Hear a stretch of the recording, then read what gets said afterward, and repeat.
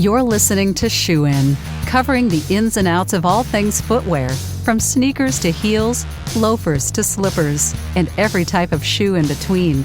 Brought to you by the FDRA, the Footwear Industries Association focused on retail, trade, politics, and fashion, helping create and enhance conversations on all things footwear. Hey everybody, welcome back to the Shoe In Show. Welcome to a brand new episode. Appreciate you listening as always. I'm back on with Matt Priest today, so I'm excited about that. Matt, how are you doing? Good, man. How you doing? Awesome. Holiday sales have started. What are you looking at right now with retail? I mean, obviously, we maybe a month ago we were talking about how there was a witch on a shelf next to elf on a shelf, so that's always interesting. You see Halloween mixed with Christmas or holiday sales. So how from the conversations you have with retail leaders, what are you hearing about holiday 2022? Yeah, I'm hearing a couple things, Andy. I've been having a lot of conversations about it because it's a holiday season that continues a number of years now, these holiday seasons where you just don't know where things are going to land because there are all these variables outside of our control that are rippling throughout our supply chain and throughout the marketplace. And so a couple things. I talked to several family retailers recently. They talked about how they've seen declines in women's and kids where we sit right now, but men's, particularly work and casual and dress, are one of the strong suits. And so that's of interest to me because typically men see recessions coming first, and all like the economic data shows us that a recession is coming. But men usually draw back before said recession because they see it first. They see it kind of at the work site, or they're more concerned about providing for their families and the responsibilities that come with that. And so they pull back first before maybe others in the family do. And right now they're not pulling back, but other segments of our consumer base are. You couple that with kind of, and we can get into it, but the broader economic impact of what we're seeing relative to the increase in the Fed rate, right? So that's going to directly impact interest rates on credit cards, which is, going to be a challenge when you're heading into the season where everyone jacks their credit cards up and then holds their breath to see if they can pay it first quarter of 23. So anyway, lots to consider, Andy. And I know we have a survey that's even informed us even more, but I'd love to hear your thoughts as well. Yeah, I think the whole thing for me is looking at moving inventory ahead of 23, like cleaning out what you got as much as you can before 23 hits, because I think, we talked about it on a previous episode, but I always feel like Labor Day, like the week after Labor Day, when your kids go into school, there's a psychological effect that summer's over, like the freewheeling spending summer of going on vacations or whatever is over, and they're back in. So now we're back in a routine. We need to start eating at home more instead of going out on a whim. We need to like button down a little bit. And I feel like it's the same thing when you hit post Christmas, post Hanukkah, post holidays, that kind of stretch before you go into New Year's and a little bit after too. But the holidays are over. You spent a lot. You ate a lot. You're tired. You saw a lot of family, which can also make you tired. You're happy but tired. And then you start to think, all right, we got to get ready for next year. And what's that look like? And by that point, you maybe have your bonus or maybe know what your salary is going to be next year.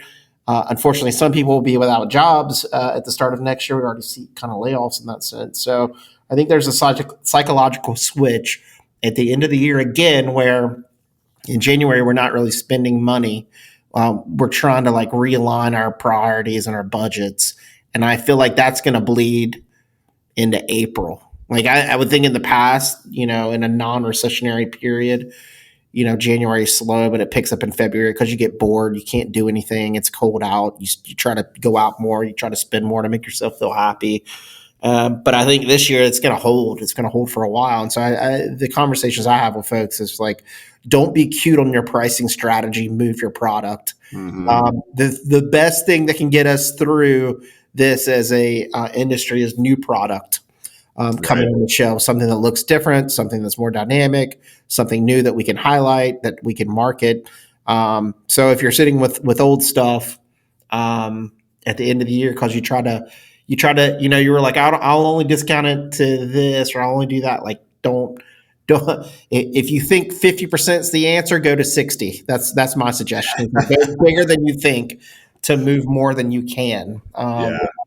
No, all I right. think right. I mean, I think when you look, going to your point on it being this extension into April, where people will kind of tamp down, particularly if we're this recession as everyone's anticipating. I mean, we're technically in a recession, right? But if it continues on or deepens, I think the April thing's the exact call out is right on. I think it actually starts a little earlier than normal, maybe even in December, because the survey says, and I think the first takeaway we can bat around is 53% of shoppers plan to buy shoes before Black Friday. So this big chunk of our shoe shoppers who are going to buy shoes pretty much this week or next. Yeah. And that means they may kind of slow down even as they head into the Christmas season or directly at Christmas, because they're starting to kind of capture deals quickly, batten down the hatches, and kind of get through it.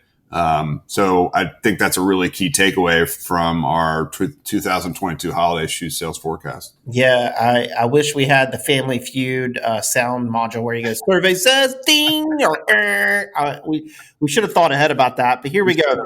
Survey results of FDRA's 2022 holiday shoe sales survey. We asked 1,000 people their shopping habits for the holiday season. So first question always is kind of our clearance question, and then we go deeper with the folks who actually say they will buy shoes. But we've got 74% are likely to purchase new shoes this holiday season. So that's a positive take that shoes are part of the basket for the holiday season. Yeah. Actually, younger ages 18 to 29, we do a breakout. 67% say that they're going to buy. Ages 30 to 39 at 66%, and then the ages 40 to 49, kind of middle-aged folks at 58%. That's us, man. That's us. Well, let's keep it going. Let's not talk about that. We won't dwell on that. All right. So next question is: we asked 1,000 people, do you plan on making your holiday shoe purchase online for home delivery, or do you plan on going into a local shoe retailer to buy shoes? So, and the flip side was online purchase shipped directly to home, or are you going in-store to purchase? Or are you purchasing curbside, right? So we know that curbside is the extension of the retail. So we purposely asked that as well. And what was interesting was more people are going in stores. We got last year, 21, 72% said I'm going to purchase online and ship straight to my house. So you still got a little bit of the COVID effect, maybe a little bit of fear. This year it's down to 64%. And then in-store purchase or curbside pickup. Last year was 28%. And now it's a 12% increase to 36%. So obviously, like, people are still looking at e-commerce, but more and more they're going into store to make those purchases. Yeah, I mean, if you think about where we took this from, last year Omicron was hitting, and so COVID was surging. People were getting a little bit more nervous. I think there was, in some of the states, some further lockdowns, or at least restrictions and more masking and on social distancing stuff. So that's where we're trending. And to me, this is interesting. The survey goes back to, like, who we talk to, who do we connect with, because brick and mortar is still the number one channel of moving goods. I mean, it is and will for quite some time. And this just reminds us particularly that the in-store experience is super valuable to our consumers, and they appreciate the efficiency. They appreciate the convenience. We think about, dropping it on your front door is convenient. Not if it doesn't fit, you got to take it back and ship it back and all that kind of stuff. So if there's a Famous or a Shoe Carnival or Rack Room or DSW down the street from you, which most of us seem to have, then that's actually more convenient. So I think that this is just a sign that COVID is tamped down. People are more comfortable going back in store. Yeah. And we see it even on the declines on our weekly sales survey internal that FDRA members get, is that the decline on e-commerce has been more dramatic than the decline we've seen in store. We are seeing declines in sales activity. So that's the underlying data that we have. But for those of you who are going to go out and buy, we've seen this uptick in brick and mortar action. Yeah, and obviously when we're looking at this is across the board, right? So if you're looking at product category, what does really well in store obviously are like running shoe stores because you got to have the right fit as a runner. If you're buying like work boots, you want to go somewhere where you can try those on and get those correct fit because you're going to be in them all day. Especially kids, and I think that's why there's so many family shoe retailers out there because mom wants to take the kid in or dad wants to take the kid in and make sure you get the right fit as you go through it. And the flip side too is like I'm just getting tired of returns myself. Like I don't return a lot of stuff. Try to be purposeful in my purchases, but if it doesn't fit, it doesn't fit. But I hate taking it to UPS. So I will say, man, just personal call out the Kohl's was a brilliant move to put Amazon returns in because I would not go into Kohl's as much as I do if it wasn't for that. And it's so easy. And then you get a coupon, you get Kohl's cash and return you can use right away. And so I agree with you, Andy. Returns are pain, but Kohl's has created an experience that's pretty streamlined. And so I applaud them for being innovative. Yeah. All right. So we asked 1,000 people where do you plan on shopping in store for shoes? So if you're going to purchase in store, where you going? This year we saw a slight increase. It's very similar to last year's, but large mass retail stores like Target, Walmart, Costco, 36%. I was kind of expecting it to be higher because it's this idea of like going to Walmart and you're buying your groceries at the same time you're buying your socks and your t-shirt, right? It's like all in one quick stop, or maybe not that quick of a stop, but it's a price conscious choice to go somewhere like that because you think you can get all that you can, save time and save money. Shoe store chains are up just 1% this year, very, very consistent. And shoe store chains are like Famous Footwear, DSW, Rack Room, Foot Locker, Shoe Carnival, Shoe Show, etc. And then department stores like Macy's, Nordstrom, Kohl's, we're seeing a decline in shopping there this year from 28% last year down to 19%. So if there's a decline, it's shopping at department stores like that. This is really interesting, Andy, because I think this will be consistent over the years. I think you'll have ups and downs, but for the most part, you can see why the family chains, the shoe shows, and the DSWs, and the rack rooms, and shoe carnivals, and the Famouses of the world, they just kind of maintain this kind of half of the market share space because they just do such a good job of outfitting the entire family. You can get your athletic, you can get your casual, you can get some hey dudes for dad, you can get whatever it is, slippers for mom. They just do a really good job on assortment, and it's just a one-stop shop. And in today's chaotic life, having that one-stop shop is really important. The department stores are challenged. We all know this. We know that the Macy's of the world are challenged in this space. It's interesting. Nordstrom, for me, is kind of a call out because they also have Rack, and that's just a different shopping experience. And so going forward, we might even think about creating another breakout for a different channel, kind of the off price or the Rack or the Ross or the Burlington option, because that shopper, and I expect with all this inventory, there's going to be even more opportunity in these locations. But that shopper is looking for a deal, and they may, in their minds, when they're asked by our polling firm about department stores, not equate Nordstrom Rack in their minds. And so it'd be cool to get a further breakout of that when we go forward. Yep. All right. Where do you plan on shopping online this holiday season? So if you're those people who are saying they're going to purchase online, where are you doing it? It's similar to last year, retailer website. So if you're a retailer or a brand, you got your own website, direct to consumer. It's around last year was 20%. This year it's 19%. Very consistent. So that's the retailer website. The shoe brand website last year was 32. This year is 31. So again, very consistent. Some of that may be driven by exclusive product drops. Obviously, Nike is the king of doing that. So you have that there. Amazon went up this year from 37 to 41. Again, I think some of that is around the price. People have this idea that Amazon, you can get a better price than maybe somewhere else. So maybe that's associated with that. Zappos or other shoe specific sites that are only predominantly dominated by footwear. Last year was 8%. This year it's 5%. And then somewhere else is kind of a rounding margin on this. So I think, Amazon is gaining a little bit more than what they had in the past. But I will say 3 years ago in 2019, the survey was something like 50% for Amazon. Mm-hmm. So even if it ticks up a little bit, I mean, the question is what's the overall staying power of Amazon? And maybe brands have kind of figured out how to better channel their product to attract people to their own websites. Yeah. Versus other. Right, man. I think those investments we keep hearing about, the D2C that the brands are investing in, has really taken a chunk out of the Amazon business. The Nike and Birkenstock pullout from Amazon had to have impacted Amazon's business for sure. And then you see even Nike, who's come out with strategies on how to combat bots, which are grabbing product off of Nike's e-commerce platforms in a way that kind of boxes out the normal consumer.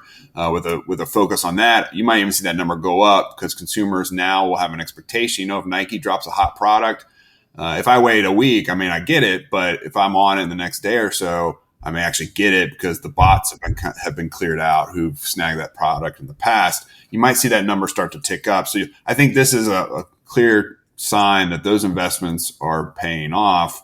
And I think the Amazon question goes back to your other point on the in-store question, Andy, and that relates to the Target, Walmart kind of one-stop shops. You can grab all your stuff, including shoes, as you roll through. You can get your 2-gallon thing of mayonnaise and then a pair of Pumas or whatever at Costco. Amazon's similar, right? It's just this symbiotic kind of consumer experience that you can get everything on it. And so Amazon has that ability, even if you're going to get apples and a widget for something, to push at you other products that they know you're interested in. And that includes footwear. So they just have that ability because they have the volume of people coming to their site. Yeah. And I think a lot of that is why they're so successful. Yeah.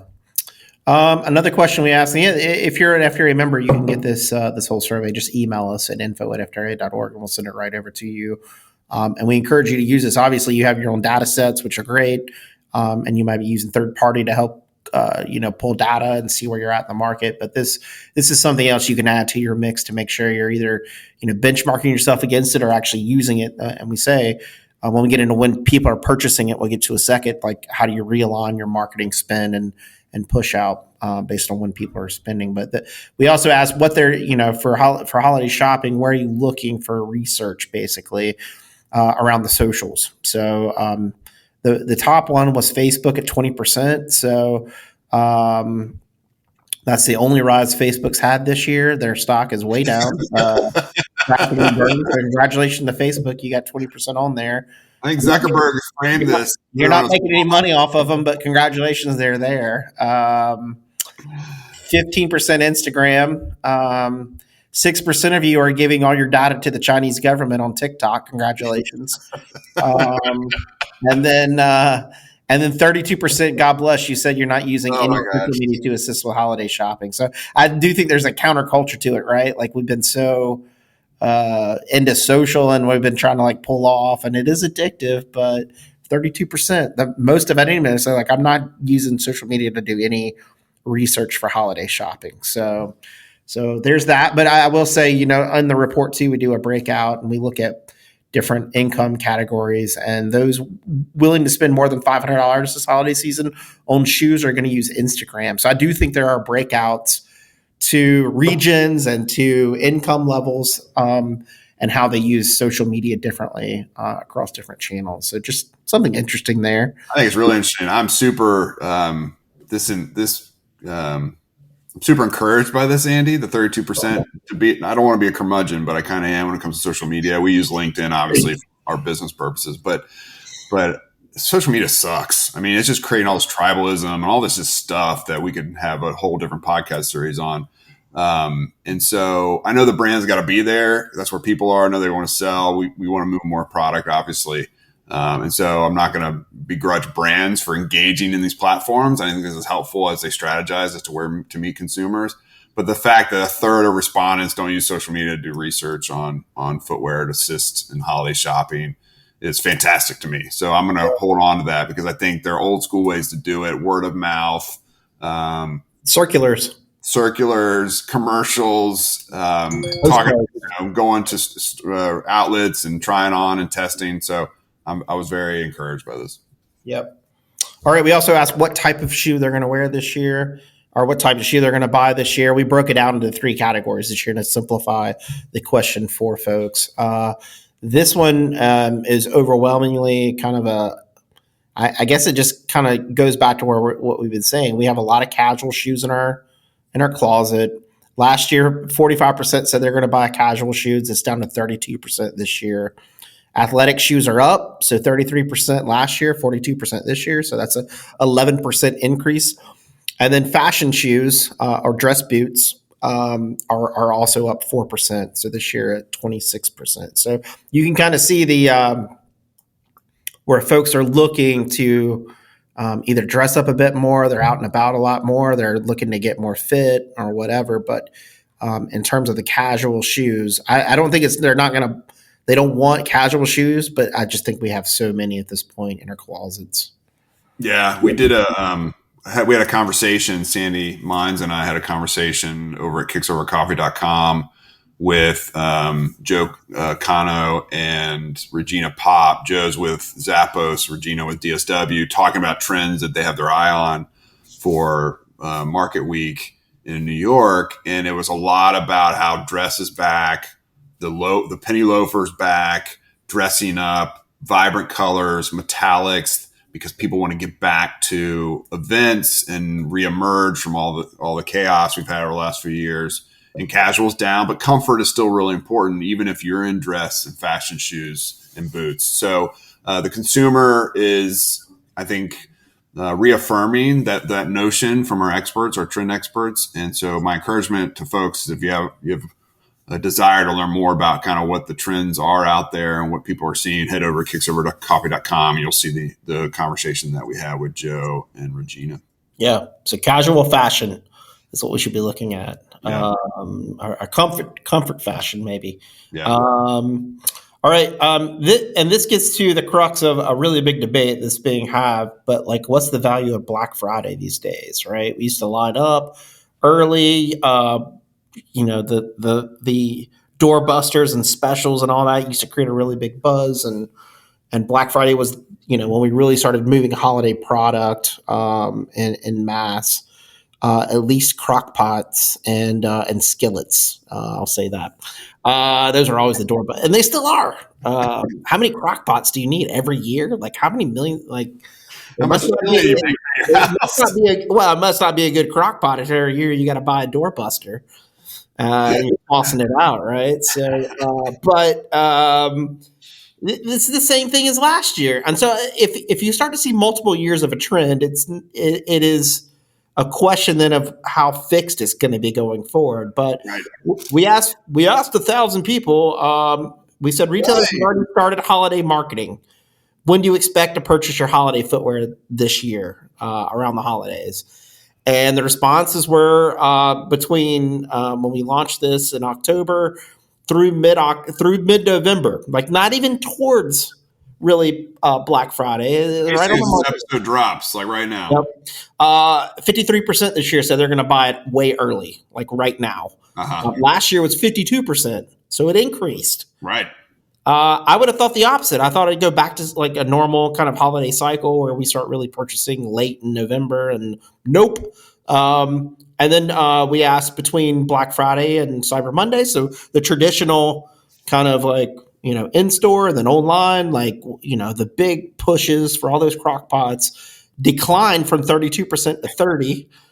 And then we also asked late shoppers sometime in December before Christmas, and any other time like leading up to Christmas was consistent at 17%. Last year was 16%. So the question, if we do this again next year and it's the same thing, then I think we do have a realignment, and we got to go away from this idea of, and I think people already have, like Amazon's doing like a fall sale in October, and then Target did like an early Black Friday, and then Walmart did an early Black Friday. And it's like, why don't we just call it discount month or something? I don't know, like pre-holiday, I don't know what it is, but this idea of Black Friday is just, for me, like it's not what it was. And what tells you is follow the labor. On Thanksgiving, more stores are closing than ever. Yeah. Letting their people go home. And obviously, maybe they open up at 4 a.m, but they're closing more than ever. It's a complete shift back to where it was when we were much younger, where people got off. Yeah. You didn't have to like push it through the store. It doesn't mean that e-commerce isn't buzzing on Thanksgiving Day or whatever, but the warehouse hopefully is closed on Thanksgiving. The stores so just follow the labor and follow the deals. And the deals have been pretty good at this point. That goes to your a point at the start of this was you got to get creative with pricing. You got to, it's time to move inventory. That's where we're at. And so I think the retailers are seeing that. For me, it's I'm really curious kind of from a psychology perspective, the best laid plans, how I would love to actually ask a retrospective question about what did you actually do? Because a lot of people are like, oh, I got to make sure I get out and do X, Y, and Z. And then life, takes over and you don't end up buying your shoes until the week before Christmas. So I always like this question just to see how people plan to do things. But knowing a lot of us, we can flake out and decide not to do it or do it later. So it's just an interesting dynamic to be in. Yeah. And then we get to how much money are they going to spend? So I'll combine like two of the questions we have on here. But we asked, do you plan on spending more or less than last year? And then we asked, what's the total amount that you're going to have? So we have a drop from plan to spend more money. So obviously, again, the economy has had a dent in that. Last year, they 39% plan to spend more than the previous year. This year, only 34%. We asked, from plan to spend less money, it went up from 21% to 33%. So that is a 12% jump in people planning on spending less. And then people who plan to spend about the same as from last year to this year is about 34%. And that's also down a little bit. So we've got some skittish folks that are on the level. It looks exactly like what we expected and what we've seen from our Retail Federation, National Retail NRF, and like others, MasterCard and all these folks, where it's just like it's going to be like kind of a flat holiday. Which if it's flat compared to last year on records, that's okay, right? If we keep it in context. And then what's the total amount of money you plan on spending on footwear this year? Overwhelmingly, dwarfing everything else, was between $100 and $250 at 50%. And I think part of that is the realization they're having to pay more for shoes for the inflation. But also, like if you're buying a multiple pair, you're already in that range anyway. So hopefully they are buying multiple pairs in that range. Well, if I'm looking at the same thing, Andy, the 50% was in 21. It is now 41%, and then the 250-500 went from 17 to 23%. So people are like, maybe same idea. Inflation, you're paying more, or maybe you want to pay more. Yeah, that's probably it. Maybe it's an expectation that people are going to have to pay more to get what they want. So. Yeah. And then, again, on the report, we do have breakouts about, different demographics and what they plan on spending for the holiday. So it isn't, I do think, the 250 to 500, like, I don't know. I do think they're, just like you were talking earlier, like the U.S. government will say we're not in a recession. The consumer says we're definitely in a recession. Right. A middle income person says, hey, we need to pull back on our budget. And a rich person's like, well, it hadn't really hit me yet, so I'm going to keep spending my money. So there's some of that too in there, I think. And we did ask this question. You were kind of alluding to it earlier, but has higher prices changed where you were shopping? And 43% said, no, I'm still shopping at the same retailers. And we qualified this to actually make it balanced. Mm-hmm. But I'm being more selective, meaning like, yeah, I'm still shopping at, Nordstrom, but I'm just not buying as much, or I'm looking at my budget a lot more. Right. Sure. So, and then we asked, the other flip side of that, the other side of the question was, yes, I'm shopping more at places like discount retailers to find better deals. That's at 57%. So, obviously, so we balance this, right? Because we could have been like, are you shopping the same place? Or are you shopping at a discount? That would have automatically led that question. It's a leading question if you ask it that way. If you give them that out and say you're just being more selective, same retailers. So I actually think this is quite accurate because we focus specifically on not leading questions. What in politics we call it push polling. Right. It's kind of like, do you still support John Nobody even after you found a dead body in the back of his car. And it's like, oh no, I don't. It's like a leading poll question, yeah, right. So, John Nobody 2022. Well, if you take off the John and say nobody 2022, I bet a lot of people would vote for that, right? That's None of the above. John Nobody, he's hot. Oh, so anyway, I think it's that. To all that said, I think it's accurate. You see a gap emerging.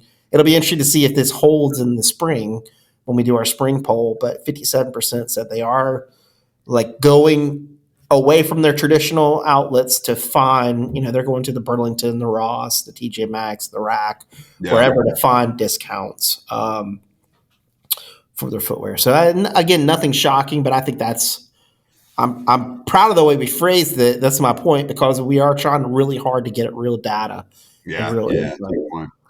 And then the last question we have for the survey is a look forward, like where are we headed with channels? So we said, what best describes how you see yourself shopping for your family shoes going forward? And there are 4 different options here, and it's a hard way to phrase this because we're really trying to get at it again. But the first one was nearly all my shoe purchases will be online, shipped to my home. So basically, like pure online shopper and buyer. In 21, it was 21%, and 22, it's 24%. So it's ticked up a little bit there. The majority of my shoe purchases will be online, but I'll still buy in store from time to time. Meaning, I like the convenience of online shopping, let's say, but every now and again I want to go into a store and be out and socialize, right? So that ticked up a little bit to 39% this year. The majority of my shoe purchases will be in store, but I'll buy online from time to time. So it's the flip of that. That declined from 28% to 22%. And then the last question was nearly all my shoe purchases will be in local stores. So that bookends the other one of the online, but that ticked up 1%. So as I look at this, it's really hard to balance like what the reality is, but it seems like obviously online is still going to keep increasing. But it tells me also the shoe stores aren't dead. Like the notion of the dying off, that's not true. And also it's not true because the model works for picking curbside up just as well as it does shipping direct to consumer. It works better for the consumer and works better for the retailer. You get it instantaneously the same day. And for the retailer, you don't have to spend all that money of having it warehoused somewhere and then shipping it. You got it at your store. So, it's one of those things. We'll see. We'll see. I mean, when you visually look at this, Andy, it just looking at it visually and not even knowing what is what, the left side, which is the online side, is higher. It just is, and the right side is which is the right half, which is in stores, lower, just from a visual perspective where the bars land. And I'm really challenged by all this because, again, most of our volume moves through in store. But the people, particularly 18 to 29-year-olds, who say 52% they're gonna do online shoe shopping predominantly going forward. I think the trend is continued to move to e-commerce. I just don't know what the ceiling is because we're having this Empire Strikes Back moment when in store is kind of striking back at the whippersnapper, up and coming online experience. And in a year from now, 5 years from now, as Gen Z and millennials get older, will that trend line continue? When they have children, will that trend line continue? And the millennials are having children now. So to me, it looks like the future's bright for e-commerce trend wise, but you're right. In-store is not dead by any stretch. And it's still a huge part of the volume play that we have within our industry.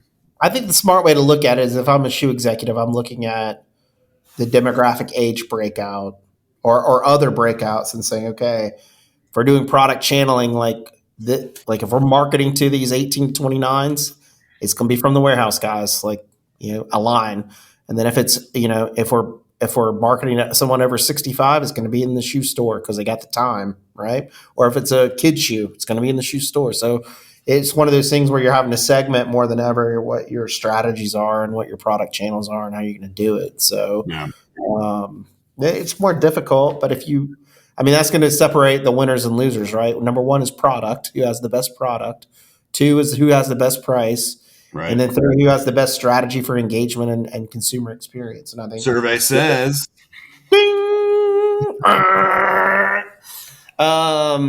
So that's just a quick look. Again, if you're an FDRA member, we've got this for you. Shoot us an email, info@fdra.org. You can take a look at the whole survey.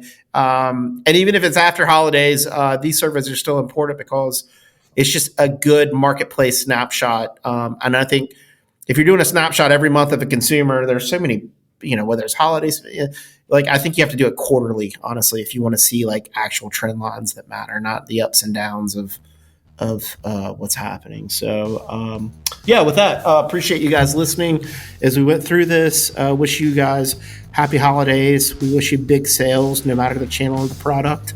And if we can do something for you at FDRA, please let us know.